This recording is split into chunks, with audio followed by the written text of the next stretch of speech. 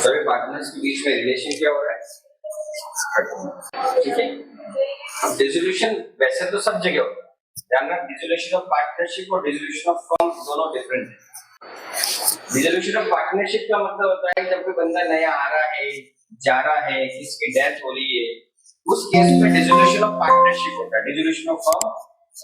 क्योंकि dissolution of partnership में firm चलती रहती है, बस पार्टनरशिप आपस में जो लोग हैं, जो एक दूसरे जा रहा है आ रहा है, उससे उसके पार्टनरशिप रिलेशन क्या होता है, डिसॉल्व।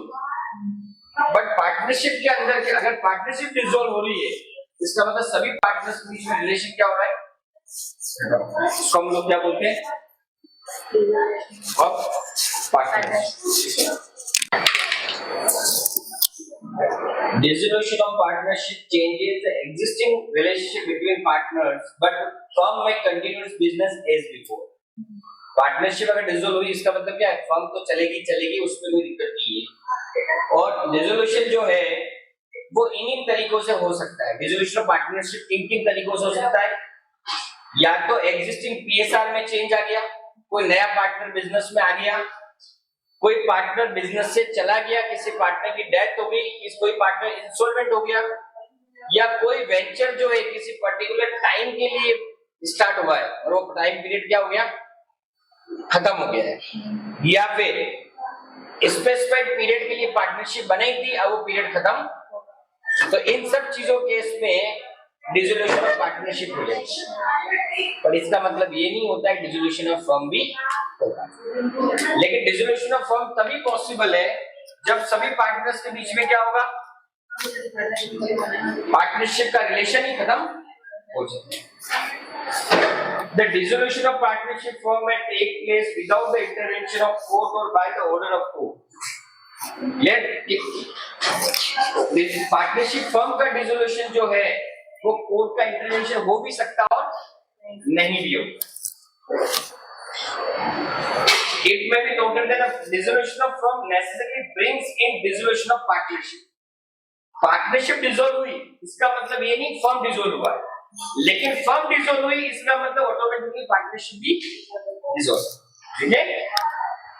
अब बता रहे डिसोल्यूशन किन तरीकों से हो सकता है, या तो एग्रीमेंट के थ्रू, जहां पर सभी पार्टनर एग्री हो जाए अब हम इस पार्टनरशिप को खत्म कर दें, या पार्टनर्स के बीच में कॉन्ट्रैक्ट हुआ है उसके अकॉर्डिंग हम क्या कर सकते हैं, डिसॉल्व कर सकते हैं, जिसको क्या बोलते हैं अपन, dissolution by agreement. Second thing compulsory dissolution, कभी कभी करना ही पड़ता है फर्म को डिसॉल्व। कौन सी कंडीशन, सबसे पहली बात तो कोई एक पार्टनर इंसॉल्वेंट हो जाए कि वो अब ड्यूज पे करने की पोजीशन में नहीं, क्लियर, या फिर बिजनेस आपका इलीगल हो गया तो भी कंपल्सरी आपकी फर्म को क्या करना पड़ेगा, डिसॉल्व करना पड़ेगा, या फिर आप कोई ऐसा काम कर रहे हो जो अनलॉफुल है, जो लॉ के अगेंस्ट है, तो भी आपको 100% आपकी फर्म को डिसॉल्व करना पड़ेगा।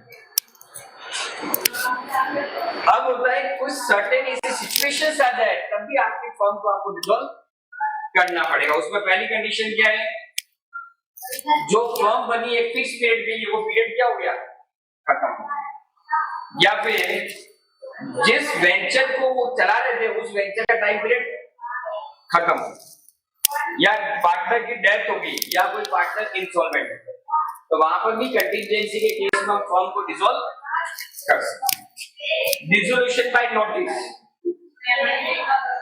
यहां पर इसको बोलते हैं पार्टनरशिप एट विल। यहां पर क्या होता है, किसी एक पार्टनर ने बाकी पार्टनर को रिटर्न में ये दे दिया कि अब हम इस पार्टनरशिप फर्म को आगे कंटिन्यू नहीं करना, तो वो होता है पार्टनरशिप एट विल, जिसको बोलते हैं नोटिस, डिसोल्यूशन बाय नोटिस। कि एक पार्टनर ने नोटिस दे दिया अदर पार्टनर्स को कि अब मेरी ये इच्छा है कि अपन इस फर्म को बंद कर दें, और कोर्ट का ऑर्डर आ जाए, जब पार्टनर्स इनसेन हो जाए, पार्टनर जो है अपनी ड्यूटी को परमानेंटली निभाने की कंडीशन में नहीं है, गिल्टी ऑफ मिसकंडक्ट किया पार्टनर ने, ब्रीच ऑफ पार्टनरशिप एग्रीमेंट किया है, इसके अलावा लॉस के केस में या कोर्ट को लगता है कि सही है, इन सब सिचुएशन में डिसोल्यूशन ऑफ फर्म हो जाएगा। तो एक तो हो गया डिसोल्यूशन बाय एग्रीमेंट, एक सेकंड लिखा हुआ है डिसोल्यूशन कंपल्सरी डिसोल्यूशन, थर्ड लिखा हुआ है on happening of certain contingency dissolution हो सकता है, डिसोल्यूशन बाय नोटिस हो सकता है और डिसोल्यूशन बाय कोर्ट भी हो सकता है। ये इतने तरीके हैं जिनकी वजह से क्या हो डिसोल्यूशन हो सकता है। अब एक इंपॉर्टेंट चीज जो पढ़ा जाता हूं मैं यहाँ पर, difference between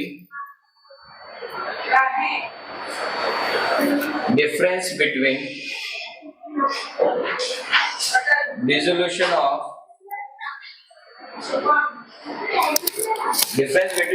of firm and dissolution of partnership.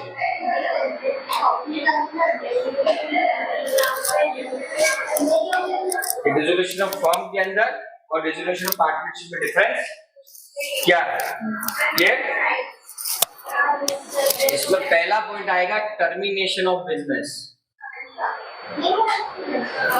Termination of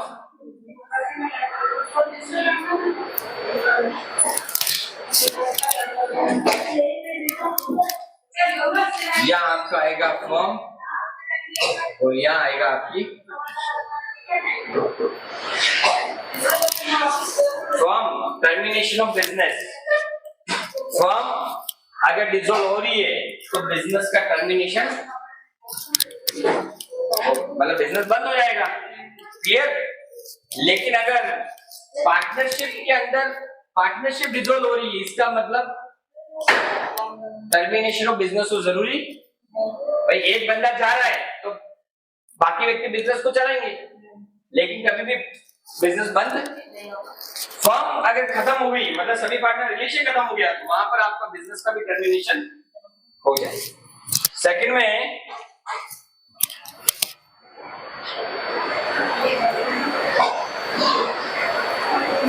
settlement of assets and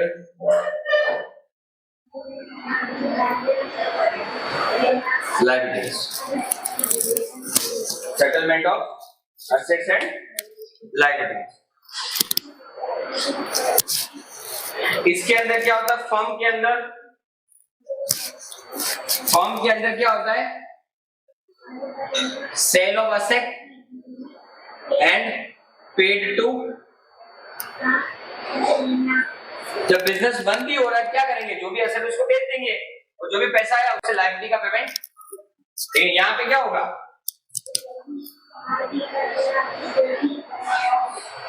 new value recorded.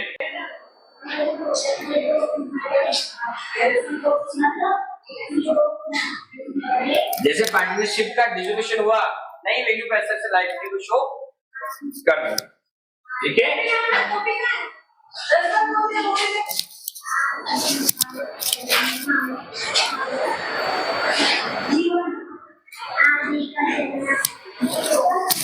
इसमें कोई इंटरवेंशन कोर्ट का नहीं चलता है, लेकिन यहां पर कोर्ट ने ऑर्डर दे दिया है तो फर्म डिसॉल्व कंफर्म। यहां पर तो कोर्ट ने ऑर्डर दिया तो डिसॉल्व होना है, यहां तो कोई दिक्कत वाली बात नहीं।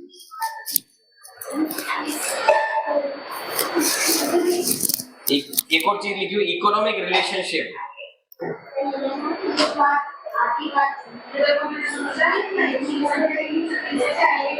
या तो खत्म हो जाएंगे, जब पार्टनरशिप फर्म ही खत्म हो गई तो रिलेशनशिप भी क्या हो जाएंगे, और यहाँ पर तो कंटिन्यू रहने वाले हैं, क्योंकि अभी तक फर्म फिनिश, नए रूल्स आ जाएंगे, लेकिन रिलेशन खत्म।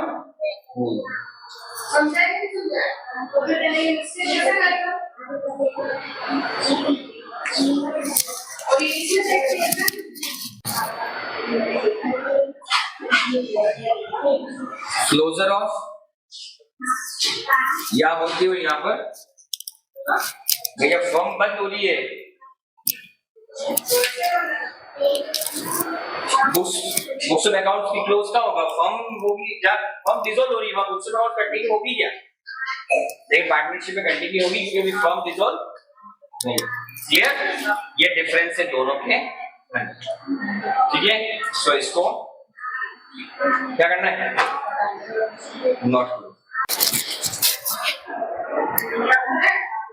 Settlement of loans।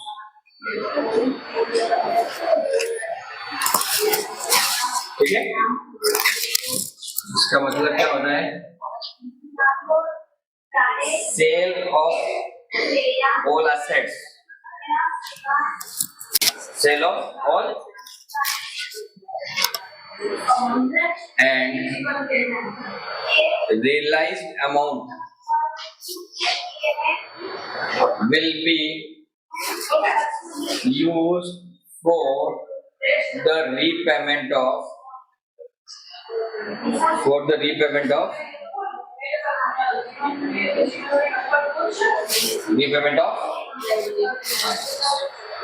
ठीक है, इसमें कोई डाउट नहीं है? श्योर?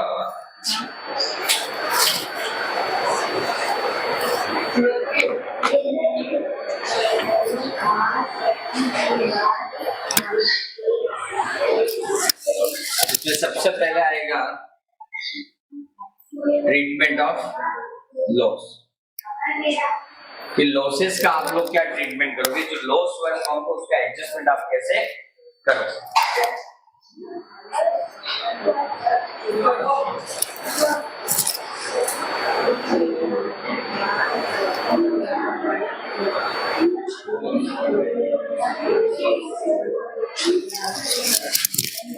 सबसे पहले ये एडजस्ट होगा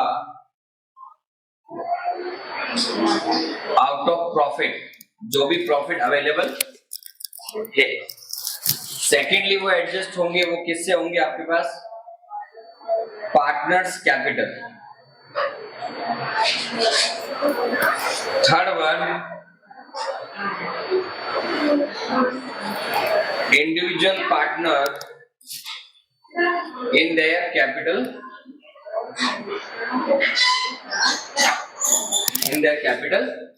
ratio। लॉस जो भी हुआ वो लॉस सबसे पहले प्रॉफिट से एडजस्ट होगा, फिर पार्टनर कैपिटल से फिर भी बच जाता है तो इंडिविजुअल पार्टनर जो है वो इनके पीएसआर के अंदर वो उसको पेमेंट करेंगे या उसको एडजस्ट करेंगे। ठीक है,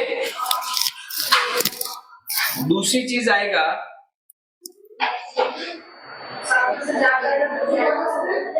application oblique use of assets. जो असेट का क्या आप यूज करने वाले हो जब हम आपकी क्या हो जाए डिसॉल्व हो जाए? सबसे पहले हम क्या करेंगे? थर्ड पार्टी का लोन का पेमेंट करेंगे।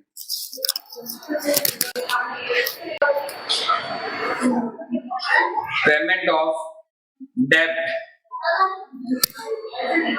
Relating to third party outsider.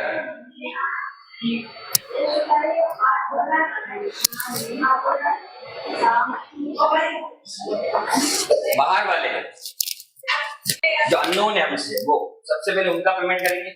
उसके बाद बचा हुआ है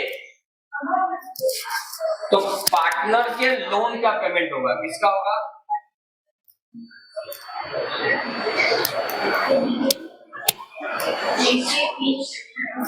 उसके बाद फिर बच जाता है तो क्या करेंगे?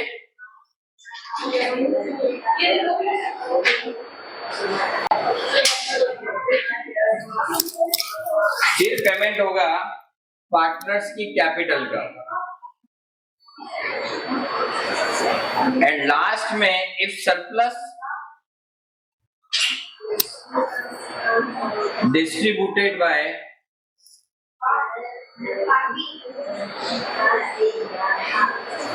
in PSR profit sharing ratio।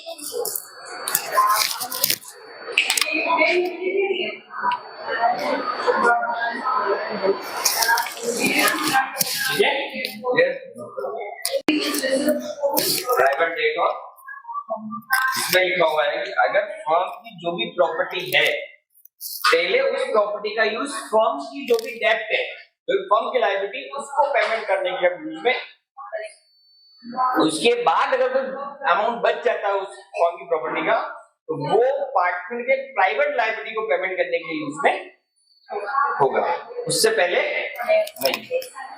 The property of firm shall be applied first in payment of debt of the firm and then the surplus if any shall be divided among the partners as per their claim which can be utilized for the payment of their private liabilities.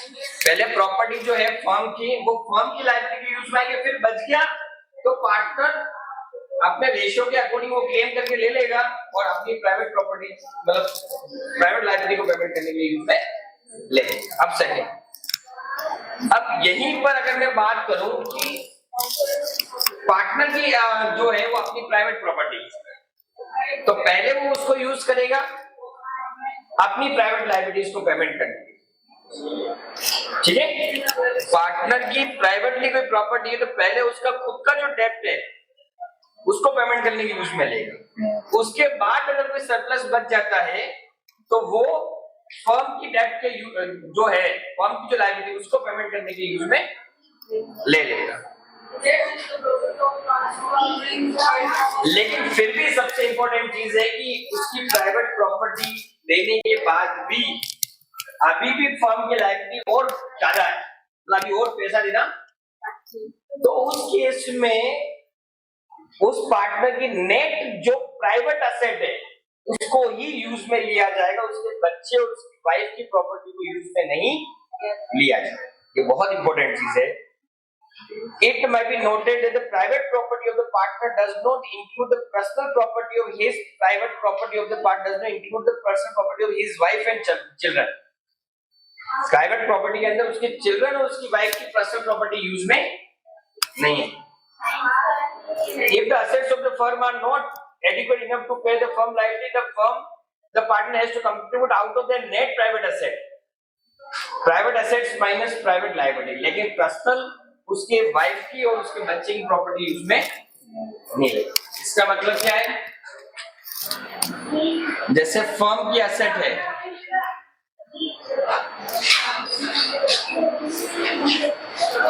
Firm की तो पहले use में आएगा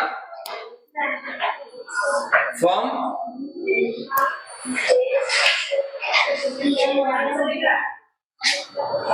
then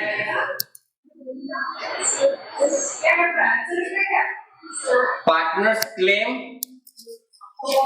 for personal liabilities। ये पहले वो firm की जो भी एसेट है वो फर्म की लायबिलिटी यूज में आएगी, फिर बचा हुआ है तो जो पार्टनर ने क्लेम किया है उतना वो अमाउंट मिल जाएगा और अपनी पर्सनल लायबिलिटी के लिए यूज में। अब आएगा पार्टनर एसेट।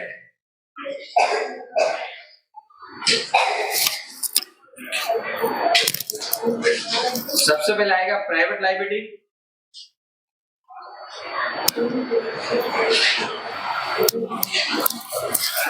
देन उसके बाद आएगा firm liability,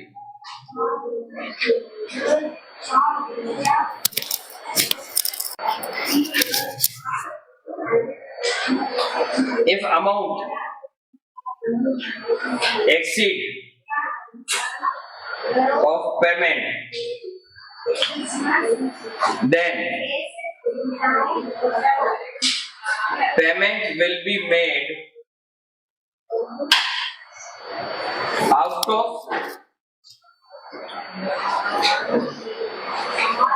private property of partner।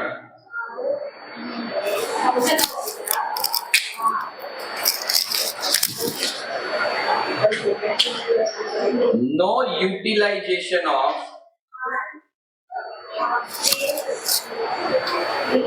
any asset of his wife and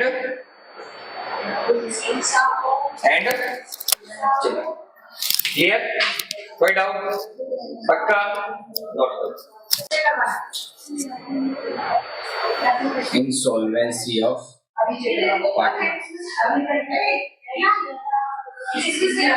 insolvency of partner इसका मतलब होता है जब फर्म की अकाउंट्स का सेटलमेंट हो रहा होता है तो या तो पार्टनर पैसा लेके जाएगा या पैसा लेके आएगा, सेटलमेंट करना होता है, तो उसमें से दो चार पार्टनर्स में से कोई एक या दो पार्टनर ऐसे होते हैं जो अपना ड्यू अमाउंट पे करने की कंडीशन में, जैसे फर्म से ले तो लिया उन्होंने दादा, लेकिन जब रीपेमेंट की बात आती है तो वो पे करने के सिचुएशन में नहीं होते, तो उनको हम लोग क्या बोलते हैं, इंसॉल्वेंट पार्टनर। क्या बोलते हैं, इंसॉल्वेंट पार्टनर।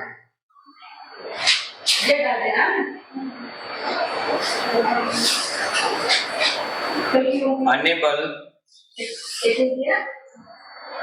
टू पे ड्यू अमाउंट। जो पार्टनर अपना ड्यू पेमेंट देने की पोजीशन में, जिसको हम बोलेंगे डीआर बैलेंस ऑफ कैपिटल। क्या बोलेंगे, कैपिटल का नॉर्मली बैलेंस कौन सा होता है, डेबिट या क्रेडिट? क्रेडिट। कैपिटल का ऑलवेज बैलेंस कौन सा होता है, क्रेडिट होता है। हाँ, लेकिन अगर आपको बैलेंस लॉस होगा, इसका मतलब उस पार्टनर कैपिटल का बैलेंस कौन सा होगा, मतलब डेबिट ज्यादा होगा, वो क्रेडिट। और अब पार्टनर्स वो पैसा देने की पोजीशन में नहीं, तो उसको क्या मानेंगे हम, कैपिटल। और it will be owned by solvent partner in their capital ratio। समझ आया? इंसॉल्वेंट पार्टनर मतलब क्या, कोई पार्टनर वो है जिसकी कैपिटल का डेबिट बैलेंस आ रहा है और उसको पैसा फर्म को देना है, लेकिन अब वो इस पोजीशन में नहीं है कि वो ड्यू अमाउंट पे कर पाएगा, तो उस केस में उसको क्या बोलते हैं, कैपिटल लॉस। और उस कैपिटल लॉस को कौन कौन करेगा, जो रिमेनिंग पार्टनर है, सॉल्वेंट पार्टनर जो है, कौन से रेशो में, कैपिटल रेशो के अंदर। और जिसको हम लोग बोलते हैं गार्नर वर्सेस मरे रूल।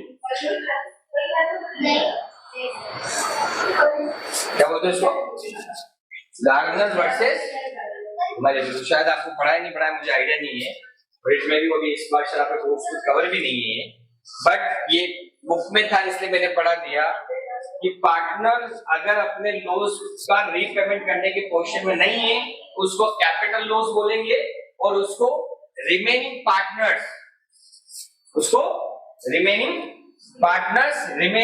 इनका कैपिटल रेशियो के अंदर उस लॉस को डिस्ट्रीब्यूट, और जिसको क्या बोलेंगे, गार्डनर वर्सेस मरे। ठीक है, क्लियर?